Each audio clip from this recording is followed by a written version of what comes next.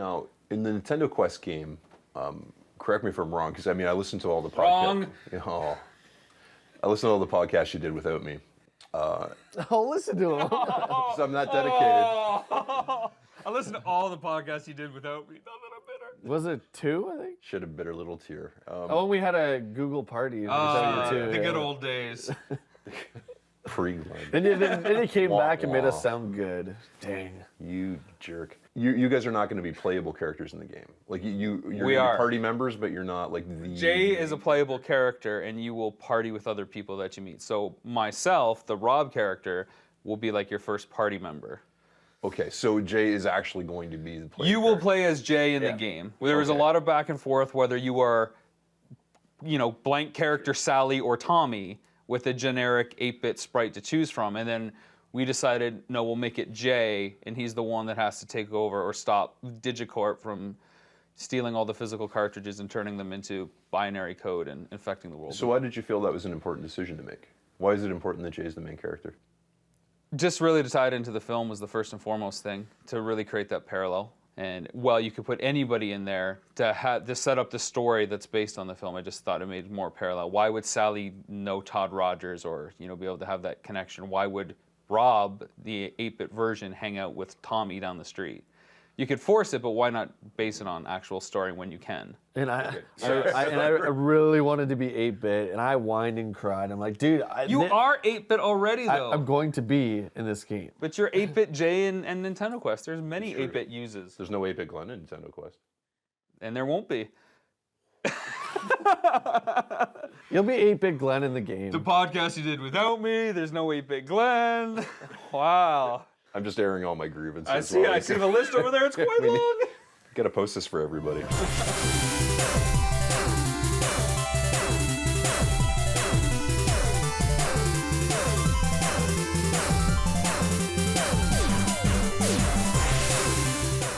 We are in Austin, Texas for Classic Game Fest, a 2-day festival of all things retro, and we're doing a screening right actually on the show floor. I don't know if everyone's attention is going to be quite the same as it would be in the theater setting.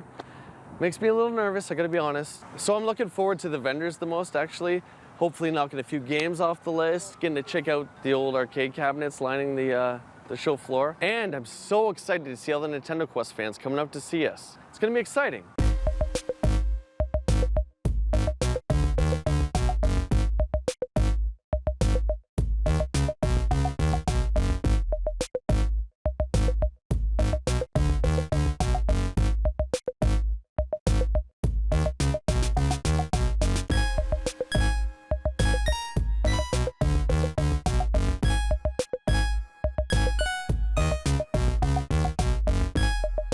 Excited to go game hunting? I mean, you saw the size of the floor. So I did one lap with it's with cheater lap. I haven't Jeff done a lap. and Todd, and that's it. But I wasn't really looking. And then I had lunch with Sarah. You were kind of looking a little bit. Tell me you weren't looking a little bit. No, I wasn't really looking.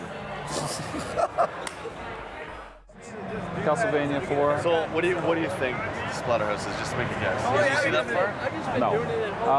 $100 more? Say 150. Oh man, enjoying the show. I know it's been a bit packed. Hey man, how much is your Splatterhouse for Turbo? Splatterhouse is a side-scrolling hack-and-slash horror beat-em-up. It was the very first TurboGrafx-16 game I played, of course at Jay's house, and I've never been able to shake that awesome eeriness ever since. Published and developed by Namco and the first entry released in 1988, there's an entire series of Splatterhouse games, but none compared to the first, especially with a warning on the box that reads, "The horrifying theme of this game may be inappropriate for young children and cowards." It's sealed. We have Sealed. Wow. this bag over it because we didn't. Sure, yeah. Wow. That's sexy, dude. Is it on your list? No, it is now. Are you getting it? How often do you see a factory sealed Turbo anything? Let alone your favorite game. Yeah. Give me a sec. Even so, if you wanted to pick this up, it'd be $130 even. So just $130. It's yours forever and ever. We shot Nintendo Quest, a game over video games, and this is the same problem there.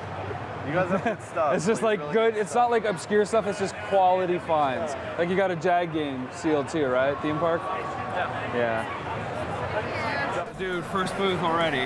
Now you got a decision. Did you see what I was doing? Yeah, I saw what you Did you see what I was doing in my hand? You were talking like, I'll think about it. I was like Here's this. my I was wallet. I pulling want it to out. buy the game. You know what the problem is? You know what the major problem with all of this is? It's not on your list. It's not on my list. It's not on your list. Not on the list. I love it. Well, let's take a lap, and then Okay. you haven't committed to buying it. It's killing, dude. It's killing me. Okay, you haven't committed to buying it, but we'll take a lap and see if there's anything else out there.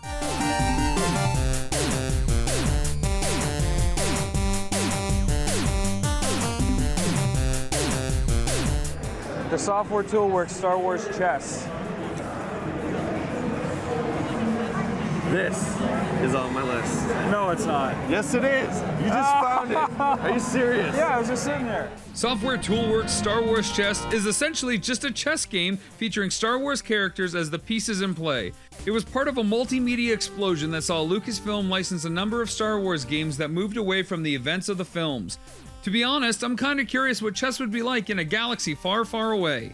So, the tale of the tape, I am literally empty-handed. And I am not. Well, that doesn't surprise us, but surprisingly, or I guess good for you, is you got a game on your list. I got two, actually. 2-1 now. I got two. So, well, I don't know. What'd you get? I got two Star Wars ones. I got the, So you got Star Wars Arcade, yeah?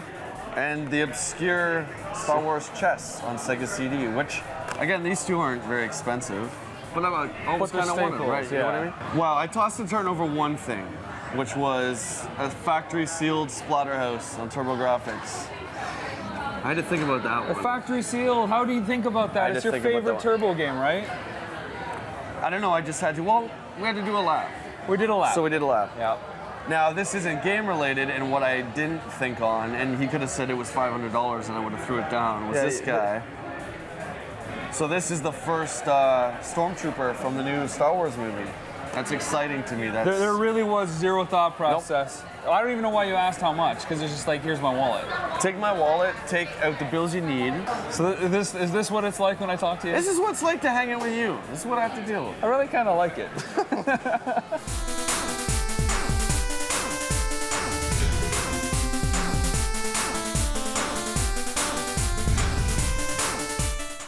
We had 3 special guests coming to support the screening at Classic Game Fest, and the first to arrive was the legendary Todd Rogers. And in classic fashion, he made an impact and a memory for Jay and I that'll last a lifetime. Todd Rogers is the world's first pro gamer. He was paid by several companies to play games because of his incredible skills at deconstructing and mastering them. He was also an employee of Nintendo and holds thousands of gaming records. All right, what do you got, Mr. Todd? I have a signed Bird versus Jordan cartridge, or the very same cartridge where I beat Michael Jordan at 88-0 on this cartridge. So who signed that cartridge? Michael Jordan signed this cartridge. And here you go.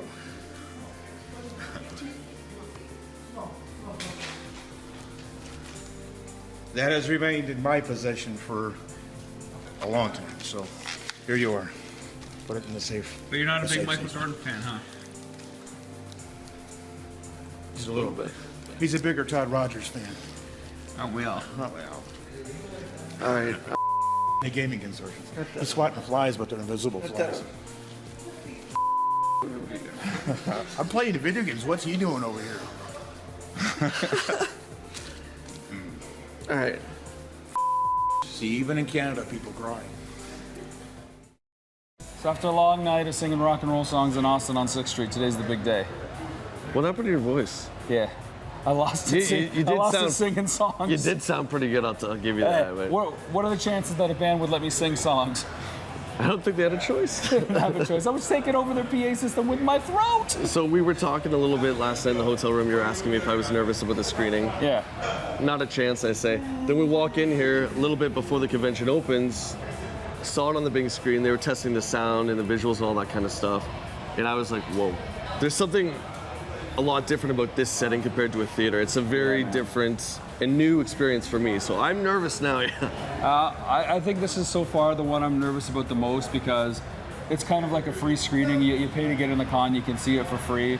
So people can sit there and judge and walk in and walk out. They're not forced to watch it like in a movie theater. That's true, yeah. And I mean, to be honest, it's a really big deal that we have a special guest today. Harry Knowles from Ain't It Cool is coming to introduce and moderate the Q&A. I'm on pins and needles, man. There are thousands of people at this convention. We did well with some disc sales yesterday, but there's a lot of people that want to wait and see what this film's like. And this one is starting at home. The other two is like, okay, going through the motions, but this one, this is a test, man. As if I wasn't already nervous enough about this massive screening, we had 3 special guests in attendance too. Todd Rogers, of course, but also Ben Gold and Patrick Scott Patterson. All these people appeared in Nintendo Quest, and I couldn't resist the opportunity to get Jay to ask them about their experience filming with us. Are you excited or what? I am. Well, I came all the way out here. Are you nervous? No. Okay, I'll tell you this. When Chasing Ghosts came out, okay, I didn't know anything about it, and that I got shocked. I don't know if you saw the initial festival version. Yes. With the opening up the box of pornography, basically. So nothing will ever surprise me again in a documentary. So as long as people are doing the things that we talked about. Yes. You didn't take the a sentence and kind of mix it up so that. No. So at the end I say that Hitler. No, so you get me on tape. Hitler's a great guy. Okay. So now you can cut. You can cut it. And edit, And yeah. now I'm a racist. But you've got to admit, for Chasing Ghosts, you did say groovy on camera in the I did. 21st century. So, I mean, it is worth note. They asked me a question. They go, "Hey, have you ever had people walk up to you and meet you and know who you are?" I'm like, sometimes, but not often. And then we're at this pizza place, and the guy goes, "Hey, I know you. You're from whatever movie." I'm going, I thought they set these people up. I go, oh, wait a minute, they're Canadian. They're not from here. There's people from Texas. They're from Canada. How does that work? It's just weird. And Scott, are you ready? Are you ready for this? It's I'm finally always, here. yeah. It's finally here, and yeah, I'm excited. Because you get to finally turn out and see how your quest ended up. Yes. Which is just one side part of the movie. Of It course. is, yeah. But also, about the adventure of it all. I mean, we filmed a couple different times. We filmed, San Diego Comic-Con. And then y'all came down to my backyard, and I got to take you to some of my favorite haunts. That was great. We went to and that. I had a little surprise for you. Oh, yeah. We'll save that, but it's in the a little film. surprise for you. Honestly, that gut reaction when I grabbed. I was like, oh my God, I wasn't expecting that, but. I was gonna say that I really enjoyed the conversation when you guys came over. Yeah. That was a lot of fun. Over the years, I've seen a lot of different people interview me and stuff, and so I felt like your coming to Dallas was a very heartfelt. You really were interested in history, culture of gaming. That's the very, very first thing that Rob and I decided on when we started shooting this was that we're such positive guys, and it's so easy to be negative, and it's so easy to cut something down, and we just didn't want to be like that. And it was. You go through Facebook and you see just Grand Theft Auto 5 comes out, and then everyone just craps on it and dumps on it. It's like, well, what about the good stuff about it? Or we just take that and apply it to anything pretty much. So yeah, well, I'm excited for it, and not just to get it out there, but this is a unique situation because it's going to be screened right here in the middle of this con. Yeah. All these people are here clearly because they love video gaming. They came all the way out here. They're here. They're excited to be here, and they're looking around. And we're going to be one of the many things going on in there. I can't wait to see the reactions in real time and be right there watching it. That's going to be. I've been in a few of these things now, but this is going to be the first time that I've witnessed an audience seeing it for the first time, and I'm sitting there along with them. That's really, really cool. Todd, last thoughts. I'd like to see the more unusual people you met besides myself. Ben, final thoughts here? I'm just excited. I have an open mind. It's been 2 years since we met each other. I've learned not to think about it. So in a sense, I'm coming as a totally objective in a sense, except for the part that we experienced. Yeah. I can't wait to see that. So I'm excited and for the film and for being able to chat afterwards. Okay. All right, everyone, hands in. 1, 2, 3. Nintendo Quest! Let's go watch the film. When something as big as Nintendo and the NES happens, there are signs of the times in place. It's not coincidence or accidental. We caught up with 3 arcade-era legends, Ben Gold, Billy Mitchell, and Walter Day, and picked their brain about the demise of the coin-op world, the emergence of Nintendo, and Nintendo's lasting legacy. Games of today, a lot of them get by just on their looks. Some people get by on a whole lot more than that. And that's what the retro games do, is there was so much that went into it It was more in depth. You had to get further into it. You learned more as you went. It was very intriguing. I can tell you 10 games that mattered back then. You know, you'd have Donkey Kong, Pac-Man, Miss Pac-Man, Donkey Kong Jr. The truth is, there were people in the coin-op world, executives, with a tremendous fear. They actually talked about what they thought the home market would one day do to the arcade market. You don't have to leave your home in order to play. You can sit, you can play in comfort. So the demand to play video games wasn't gone. It was just that the arcade was no longer a viable economic entity for games to thrive on. But that huge spiritual energy to embrace video games, enjoy video games, play video games, and compete on video games, that had to find a new place to go. So when that new generation was coming up that was a little bit younger than the arcade people, they didn't go automatically to the arcade because the arcade was gone. Their competitive arena, their battleground, was the NES. So 1985 is a good year to launch a system, a console system, that begins to improve the graphics. The world is a matter of timing. And of course, the timing of Donkey Kong and what it did for Nintendo was incredible. But as I looked at Nintendo, they came out with a certain amount of games. They didn't flood the market. And each game they came out with, they did put a lot of thought and a lot of energy into. Every game they came out with really had a level of success to one degree or another. It seems like they hit upon the fact that adventurous odysseys that uncover surprising secret information seem to be some of the most important winning factors in the structure of a game. I think Nintendo made some very good economic choices, made some very good cultural choices. They were able to go and just reinvent, and have those same underlying principles of game design just be brought back to life again and again. I think Nintendo is probably the savviest of all the game manufacturers because, you know, when you think of Nintendo, there's only positive thoughts that come out. NES, Atari 2600, other early consoles are also equally as significant and equally as important as the arcade era was. They are the other pillars that are holding up the edifice of the history, the legacy of gaming. Somehow they've taken the creations and what they've done, and they've created such longevity, and it just continues to carry on. I believe there'll be NES World Championships 100 years from now, because there'll always be a following, because the games are challenging, the games are invigorating, the games are, you know, they're wonderful.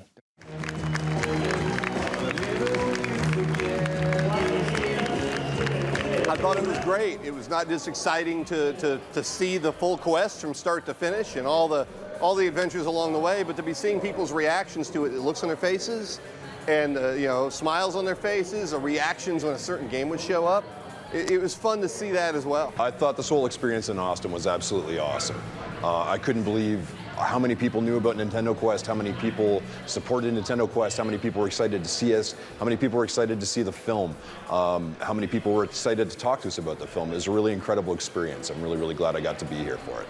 Well, my thoughts on the documentary were totally incredible. I liked the way everything was laid out for you, and you discussed about how things were leading up to collecting and the drive behind collecting, and all the stories that you shared that everybody can relate to. My favorite part has really just been seeing how much Nintendo Quest has spread already, how much this effect of snowballing keeps going.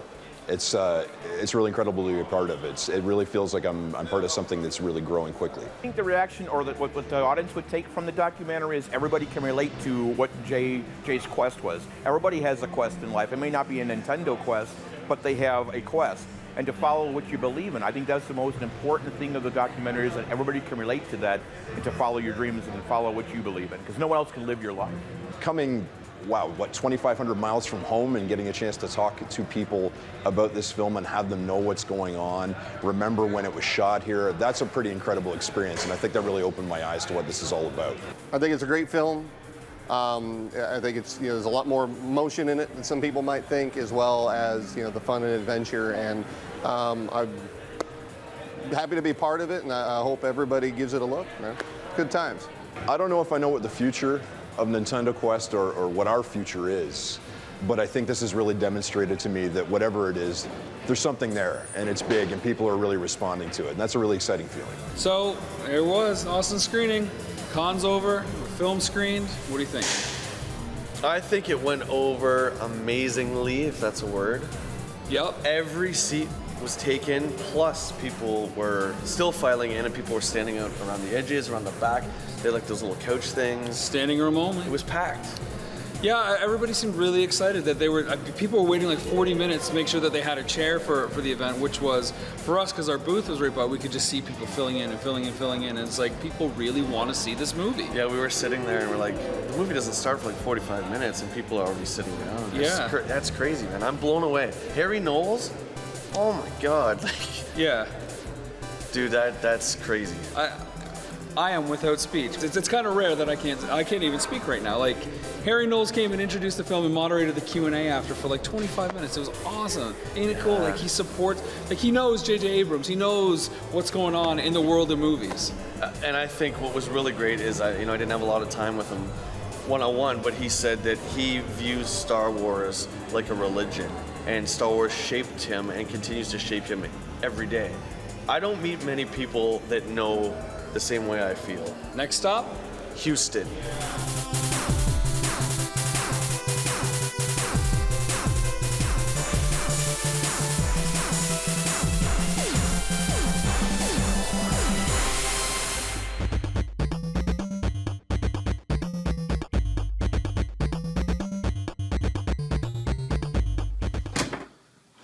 Oh, I'm over here now. Hey. We made the trip here.